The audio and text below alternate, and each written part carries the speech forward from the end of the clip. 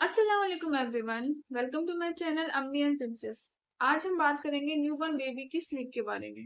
ये क्यों जरूरी है और ये कितनी होनी चाहिए और पेरेंट्स को किन बात का ध्यान रखना चाहिए। आज इसी टॉपिक पर ये वीडियो होने वाली है। तो वीडियो काफ़ी इंपॉर्टेंट है, आपको बिल्कुल भी स्किप नहीं करनी है, वीडियो पूरी देखनी है। तो चलिए वीडियो को स्टार्ट करते हैं।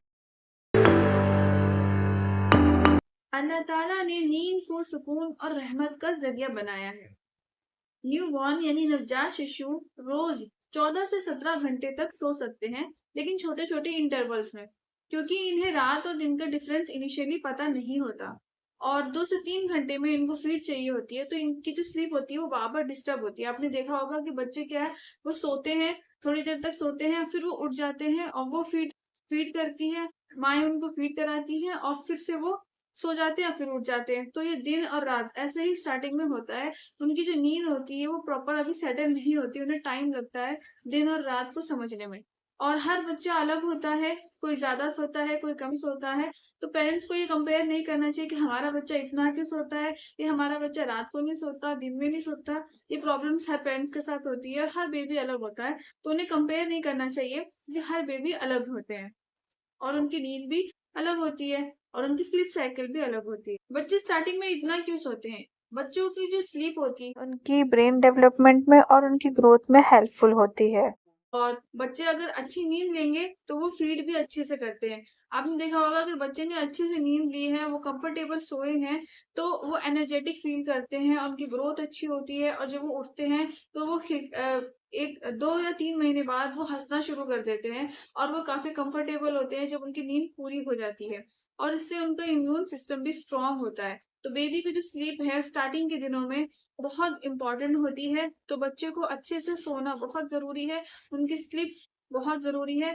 तो मदर्स को क्या इस बात का ध्यान रखना चाहिए कि जो हमारा बेबी है, वो अच्छे से सोए, कंफर्टेबल होकर सोए। और इससे क्या होगा, वो अच्छे से फीड भी करेंगे और बच्चे की जो ग्रोथ है, वो चलती रहेगी, उनकी इम्यून सिस्टम भी स्ट्रॉन्ग रहेगी और उनकी जो ब्रेन डेवलपमेंट है, वो भी अच्छे से होगी। Common sleep problems in newborn. Starting के दिनों में बच्चा बार-बार उठ जाता है रात में। इससे मदर की भी जो स्लीप होती है, वो भी डिस्टर्ब होती है। वो भी पूरी रात जगी रह जाती है और बेबी भी बार-बार रात में उठता है। ऐसा इसलिए भी होता है क्योंकि बेबी दिन में ज़्यादा सो जाता है, तो रात में उन्हें कम नींद आती है।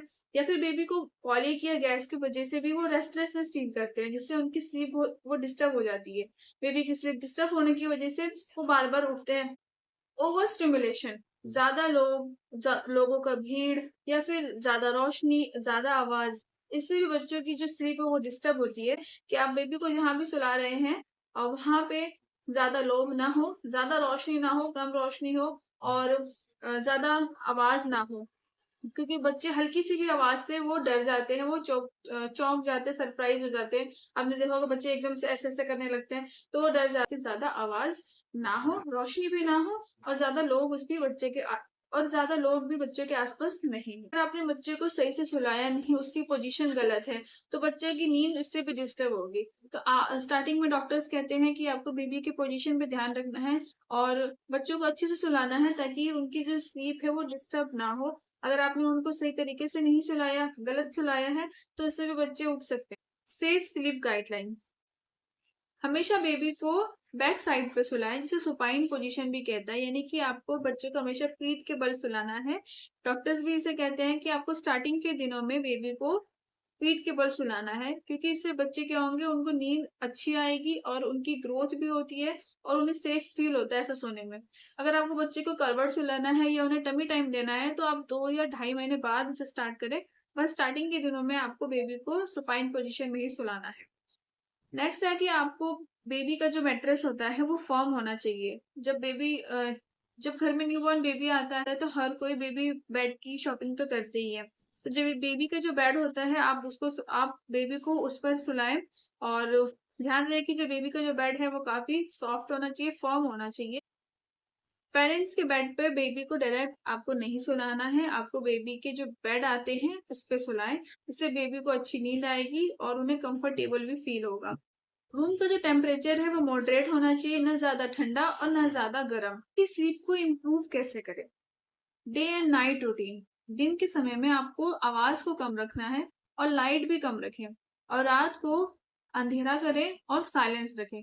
इससे बेबी को डे और नाइट का डिफरेंस पता चलेगा। जैसे स्वेडलिंग, स्वेडलिंग क्या होती है कि आपको एक कॉटन का कपड़ा लेना है और उससे उससे बेबी को आपको रैप करना है। रैप करने से उनको सिक्योर फील होता है और जिससे उन्हें अच्छी नींद आती है और ये उनकी नींद को इम्प्रूव करता है, उनकी स्लीप को इम्प्रूव करता है। बेबी को कंफर्टेबल क्लोथ्स पहनाएं, ओवर ड्रेसिंग को अवॉइड करें। अगर सर्दी का वक्त टाइम है तो आपको वुलन क्लोथ्स पहनाने होते हैं बच्चों को, पर ज्यादा नहीं, 3-4 कपड़े आपको नहीं पहनाने, इससे बच्चों को सफोकेशन हो सकती है। और अगर गर्मी का टाइम है तो आपको कॉटन के क्लोथ्स पहनाने हैं, तो आपको ओवर ड्रेसिंग नहीं करनी है। इससे अगर बच्चे को आपने सही से कपड़े पहनाए हैं तो उन्हें नींद भी अच्छी आएगी, क्योंकि वो उनके लिए कंफर्ट। अब नेक्स्ट आपको बेबी को रेगुलर फीड कराते रहना है। हर 2 से 3 घंटे में बेबी को भूख लग जाती है।